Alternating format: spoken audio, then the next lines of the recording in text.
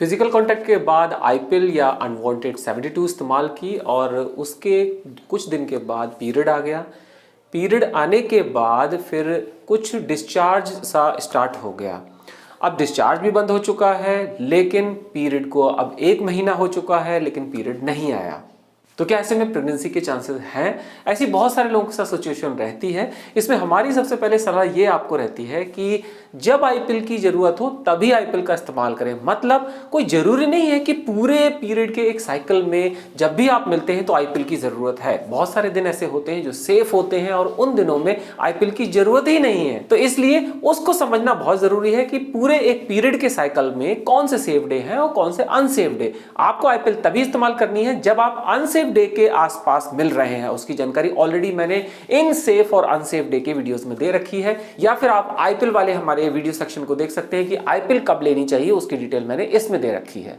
ये जब आपको क्लियर होगा तब इस तरीके की समस्याएं आपके पार्टनर्स को नहीं होंगी। और बिकॉज ये टैबलेट इमरजेंसी कॉन्ट्रासेप्टिव पिल है, कभी कभार लेने की है, लेकिन रेगुलर बेसिस पे इसका यूज करना ठीक नहीं है। और इसके इस्तेमाल से दूसरे कॉम्प्लिकेशंस भी आते हैं, जिसमें अभी जो आपने सवाल किया था कि टैबलेट लेने के बाद विड्रॉल ब्लीडिंग तो हुई, लेकिन उसके बाद फिर कोई डिस्चार्ज स्टार्ट हो गया। डिस्चार्ज बंद होने के बाद अब पीरियड ही नहीं आया है, लगभग 1 महीना होने वाला है। तो देखिए, ये जो डिस्चार्ज शुरू हुआ या पीरियड में थोड़ी सी देरी हो रही है, ये सिर्फ टैबलेट के इफेक्ट की वजह से है।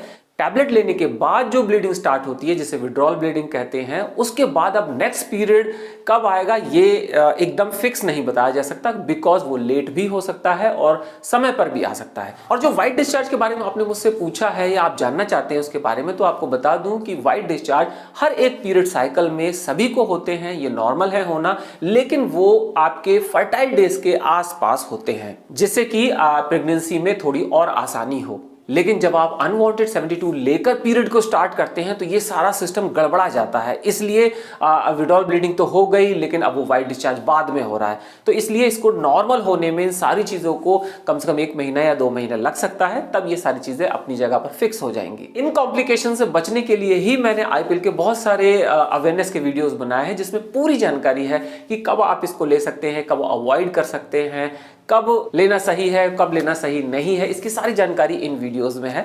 अगर आप इनको देखकर समझेंगे तो फिर आपको कोई डाउट नहीं रहेगा और ना ही किसी से पूछने की जरूरत पड़ेगी। तो नेक्स्ट वीडियो फिर मिलते हैं। Till then keep smiling and bye bye.